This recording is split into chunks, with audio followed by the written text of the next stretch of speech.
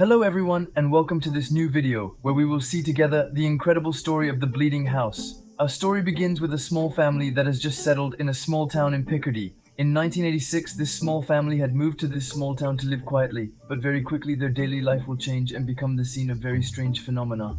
For weeks nothing special will happen, but it is little by little that very mysterious things will appear. First of all, they will see strange red stains appear on the walls and on the linen for no reason, simply thinking that they are traces they left during their move. They will clean the stains regularly, but strangely, those stains will reappear for no reason, and it won't stop there. Strange noises are going to be point of view. Whether day or night, they are going to find more and more blood stains on the sheets, will also find more and more stains on the walls, and will also find broken plates at the beginning. Very skeptical about the paranormal, they will not really pay attention to it and look for a rational explanation to this phenomenon, and after a while the phenomena will multiply so much that they will make the decision to call the police to try to determine where it came from. Could prevent these strange paranormal phenomena. According to witnesses, the family was so panicked that the police would have admitted to having questioned their mental state before even going to see the facts, because for them what was being done to them was strict, but at the end of a certain was the police even decide to go see what's going on, and immediately when they go back into the house, they will find brownish stains spread all over the walls and on the sheets. So they're going to open an investigation right away, because those stains really looked like blood. But what is even more disturbing is when the police arrive at the scene. Even stranger things will happen than usual. A huge thud will resound throughout the house, like a kind of great lag that would come from the upper floor. Inevitably, the police will go straight to see what's going on, and once they get to the top, they won't find anyone, and that's what will really convince them, and that's what happens.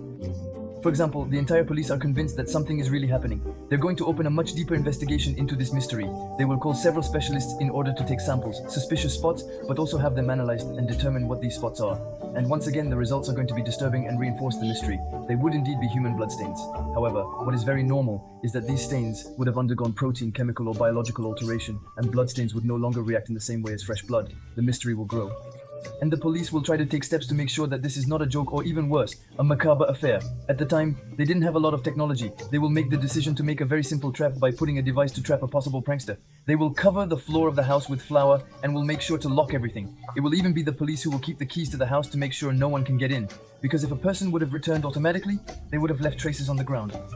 The next morning, when the police will return to the scene with the family, they will be able to see that there are new tasks. Yet, new mysterious phenomenon, there is no trace on the ground. The police will therefore call on paranormal specialists so that they can come to their aid and lend them a hand. Several psychics will go to the scene and some of them will claim that there is a terrible evil presence in the house and that this evil presence would come from the basement. During one of these investigations, one of the psychics would have gone down with the police to the basement and would have shown the precise place where he thought the evil presence happened to be in the basement when he would have arrived in a certain area.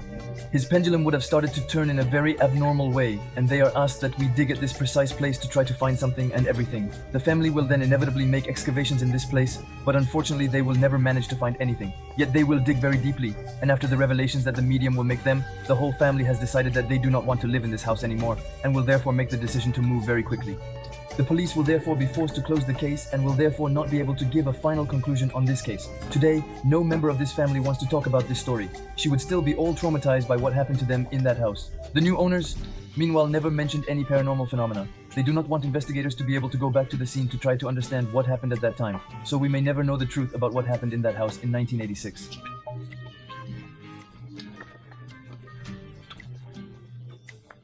This story takes place on August 23rd, 1971. Maria da Costa was preparing her meal as usual when at some point she will notice a strange stain on the floor. A little intrigued, she's not really going to pay more attention to it, but once she finishes her meal, she's going to get closer little by little, and the closer she gets, the more she feels like she's seeing a face appear. At first, she is very skeptical and will think that it is her imagination that is playing a trick on her, or even that she may be getting sick. But to make sure of what she sees, she will call her neighbors and they too will witness this strange face. When they get there, they will find out. Terrible spectacle. They report that they saw the strange face appear and disappear in the soil of their neighbors. The face appeared and then disappeared into the ground. We didn't know what was going on. And then another face and yet another person didn't understand. Following this first appearance, many other faces will appear at Maria da Costa. But despite that, she will still be very skeptical. She's not really going to try to figure out what's going on, and all she wants is for the strange faces to disappear. And for her, it's just simple traces. In fact, over time, she recounts that she tried to clean the strange faces with different detergents. Despite all her attempts and the different products she used, every time she managed to erase the traces of a face, he would reappear shortly or in another place. So after a while, the phenomenon will still start to worry her, but she will make a radical decision, redo the entire kitchen floor. His son will therefore completely dismantle the floor and lay a new slab of fresh cement. But soon after the work is done, new faces will appear, and there will be even more than before. Maria Costa will therefore call several people to try to understand the phenomenon. Quickly, the news will spread in the media, and there will be many people who will go to the places and try to discover the origin of this phenomenon. There were several hundred priests who would go to the scene to witness the scene, and in the end, the Da Costa family was even forced to call the police, and they no longer felt safe at home. There were people who kept coming home to try to observe the faces without even allowing them to go home. At some point, there will be several scientists and experts who will look into this case, so they too will make the decision to redo the entire kitchen floor to try to understand the phenomenon. Once they have redone the entire kitchen floor, they will completely seal the house as well as the door and windows that they used to lead to the kitchen. Basically, they have blocked all access and they will wait more than 3 months before returning to the scene. Yet despite all the measures they have taken, when they will reopen the room, they will find the unimaginable. They will manage to list more than 17 new faces, and despite further investigation, they will find no explanation for these strange apparitions. The only thing they'll be able to determine in a somewhat rational way is that the tracks would come from the basement and not from above. Basically, it's not as if someone came to paint the faces directly on the cement slab. As the Da Costa family no longer really has a solution, they will authorize the excavations to dig under the slab of the kitchen, and following these excavations, unfortunately, they will make a macabre discovery. The house would have been built on an ancient cemetery dating back to the 13th century. And during the excavations, they will even find many bones of decapitated children. Some investigators even managed to find old photos of children who were allegedly tortured in the house during the Civil War. In front of these new discoveries, experts will give them a new explanation. People who would have known a violent death could have impregnated the place with a terrible energy, and it would be this energy that would manifest itself so that people would try to capture them and understand what they want. According to them, these faces may be trying to communicate, but if they are, not everyone who looks into the subject has been able to determine what the message was or even who wanted to communicate with them. For all those who have studied the phenomenon, they are unanimous. If a face disappeared, it reappeared. A different place and with a different expression. The most stupid thing is that these expressions seem to be related to Maria Costa's emotions. This phenomenon is called teleplastics. Basically, Maria Costa would get the complaints. The souls that were tormented in this house, and it would materialize in the form of a face. Unfortunately, Maria da Costa will die on August 1st, 2004, and throughout her life, she will have remained very skeptical, will explain, and did not really understand why he had been chosen and why it was she who received his messages. In less than 45 years, more than 3,000 faces will be identified.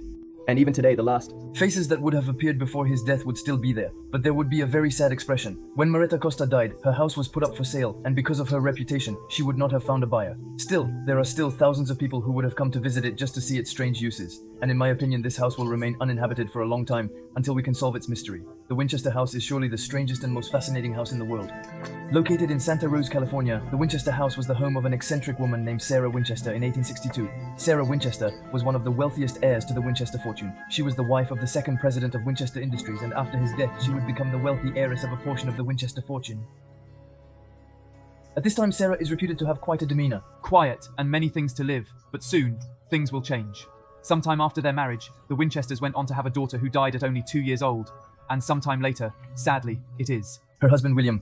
He also died of a terrible disease called tuberculosis. Unfortunately, little by little, Sarah will then sink into grief and getting more and more crazy. She'll think she's been put under a spell and she's under a terrible curse. She will even go as far as making the decision to go. Please consult multiple spiritual mediums to understand her reasons. Her decision stemmed from fearing for her life due to potential threats from those around her, leading to extreme measures for protection. She had many targets she feared, one after another, with each concern compounding to create a constant state of anxiety for her safety. She felt surrounded by threats, a series of unending fears for her safety that never gave her peace of mind. 1414141414141414. Everyday anxieties built upon each other, forming a continuous loop of fear and protection attempts, driven by her ever-growing list of potential threats. A constant cycle of recurring fears pressured her, each new concern feeding into the last, forming an unbreakable loop of anxiety. Her anxiety over threats was relentless, with each new fear feeding into the last, creating a perpetual cycle of trepidation. Perpetual trepidation surrounded her, as each worry fed into the next, ceaseless fears dominating her every moment. A state of perpetual fear overcame her, each new concern igniting the next in an uninterrupted sequence, ensuring she never felt secure. Winchester rifle? The haunted would return to take revenge for what they did. He would even go so far as to explain to her that in order to get out of it, she had to build a house exactly as her tormented mind directed, and that this would be the only way for him to leave her alone one day and let her live a peaceful and quiet life again. Following this interview, Sarah will make the decision to move to California to start a new life. It is only a few years after arriving in Santa Jose that she will begin to build a very strange house that people will nickname the house that makes you crazy or the house of the crazy. She will hire groups of workers who will work day and night for more than 38 years in order to build this house in total. This house would extend over more than 2,500 hectares and would rise over 5 floors, would have approximately 160 rooms, including 40 bedrooms and 10 fireplaces. To have it built, the experts who would have needed more than $5 million. But that's not the only strange thing about this house, because it would also be a huge maze. This house has different very strange elements. It has floor-to-ceiling windows, staircases with microscopic marks or that lead nowhere, and corridors that get narrower and narrower. Every room in this house is full of quirks and are totally incomprehensible. Among the different rooms of this house, she would have even reserved a room for spirits, and it would be in this room that Sarah would have managed to communicate with different spirits so that he could give her the necessary directives and that she could have the different rooms of this house built. Most of the time she went to this room at night, and when she came out, she managed to get very precise plans and had to provide to the workers of the house. You should know that this is one of the first pieces she had built, and from the moment the workers finished the construction of this room, no one except her had the right to enter, because she claimed that there could be bad energies, and that it is these bad energies that could interfere with the spirits. But even though she will carry out very precise plans most of the time, what she will provide to the workers is still very special. There are a lot of things that are not logical at all. For example, in a room, we find a door that leads to the outside, or in the house, we find cupboards where we can simply store nothing. And we must not forget that at the time, it has a very large domain that makes the people of the village not really know what is going on. Only rumors are heard and you have to tell what is. Most of these rumors will make her look crazy. It will be in 1922 that this house will really be revealed to the general public. It will be necessary to wait for the death of this eccentric woman for the first people to visit her. Today, this house continues to intrigue many people, and the American government would have even classified it as a heritage American monument. That's the end of this episode. I hope you enjoyed it. Do not hesitate to tell me in the comments, and if you have other topics like that, then I will deal with in my next videos. If you are interested in the middle jand, you can find plenty of episodes on my channel. You can also like and share and subscribe, but we find ourselves in getting together, and we